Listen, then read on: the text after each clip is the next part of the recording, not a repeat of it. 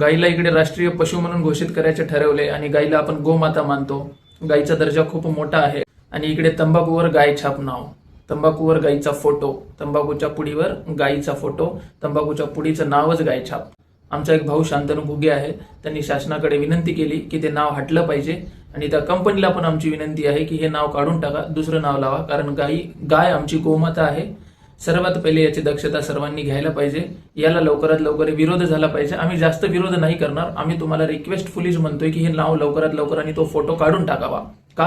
कारण आतापर्यंत त्या लोकांनी आम्हीच हिंदू ना, आम्हीच त्याच्यापर्यंत कधी गेलो नाहीये किंवा आमचेच डोळे नव्हते उघडले हे सर्व बघण्यासाठी. आज डोळे उघडले आमचे आणि आज तुम्हाला आम्ही रिक्वेस्ट करतोय, आतापर्यंत जे तुम्ही सेलिंग केली, जे तुमचं झालं ते झालं. याच्यानंतर गाईचा फोटो आणि त्या तंबाखूच्या पुडीवर गाय छाप असं नाव नाही आलं पाहिजे. कृपया तुम्हाला आमची रिक्वेस्ट आहे. याच्यानंतरचं नेक्स्ट पाऊल आम्हाला उचलण्यास जास्त काय म्हणतो आपण त्याला फोर्स नका करू. आम्ही एकदम शांततेत म्हणतोय आणि याची आम्ही रिक्वेस्ट शांतनु घुगे आमचा भाऊ आणि आम्ही सर्वांनी त्याची रिक्वेस्ट टाकलेली आहे की याचं नाव हटलं पाहिजे. सर्वांनी याची दक्षता घ्यावी.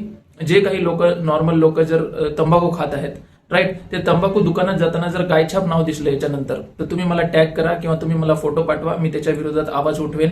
राईट, कोणत्याही दुकानात जर गायछाप आली, जर दुकानदार आहेत तुम्ही आणि तिथे जर तंबाखूच्या नावाने गायछाप आलं तर तुम्ही मला सांगू शकता.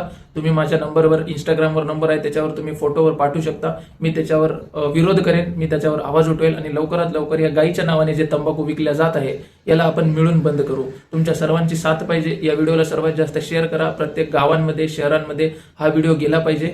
राईट, तेथे करून आपल्या गायीचा अपमान याच्यानंतर नाही होणार. राईट, जय हिंद, जय महाराष्ट्र.